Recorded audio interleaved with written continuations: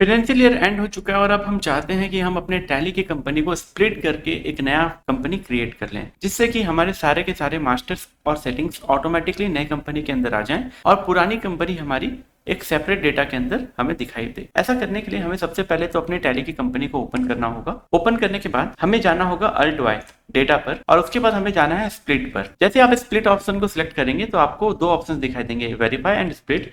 पहले आप अपने डेटा को वेरीफाई कर लें और यहाँ पर जो भी कंपनी खुली हुई होगी उसकी लिस्ट आपको मिलेगी। आपको अपने सही वाली कंपनी को, जिसको कि आपको स्प्लिट करना है आगे, उसे सिलेक्ट करना है और एक्सेप्ट करना है। डेटा जब आपका वेरीफाई हो जाता है तो आपको यहाँ दिखाई देगा, अगर कोई एरर होगी तो एरर की लिस्ट आएगी, अदरवाइज नो एरर फाउंड का एक मैसेज आपको दिखेगा। ऐसा आने पर आपको वापस जाना है डेटा पर, स्प्लिट, और इस बार आपको क्लिक करना है स्प्लिट डेटा और यहाँ पर आपको स्प्लिट वाले ऑप्शन को सिलेक्ट करना है या फिर आप अपने कीबोर्ड से एस बटन को प्रेस कर सकते हैं। अब यहाँ पर आपको देखना है कि आपसे क्या पूछ रहा है। ये पूछ रहा है कि स्प्लिट कब से करना है।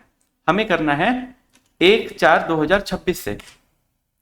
अब यहाँ पर आपको तीन चीजें पूछ रही हैं, फ्रॉम डेट, जो डेट आपने दिया क्या वहां से स्प्लिट करना है या उसके पहले स्प्लिट करना है, या टोटल डेटा को दो कंपनी में डिवाइड करना है। हम यहाँ पर सिलेक्ट करेंगे फ्रॉम स्प्लिट डेट और यहाँ पर न्यू कंपनी का जो नेम है कुछ इस तरीके से दिखेगा।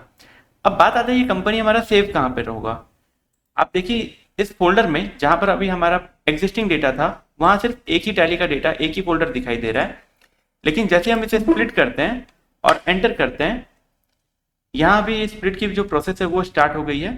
आप देख सकते हैं पहले मास्टर्स को स्प्लिट कर रहा है, उसके बाद ट्रांजेक्शन्स को करेगा और उसके बाद कंप्लीट, और ये कंप्लीट हो चुका है।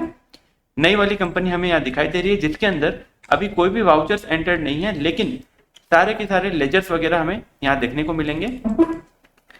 ओपनिंग बैलेंसेस ऑटोमेटिक मिल गए हमें यहाँ पर।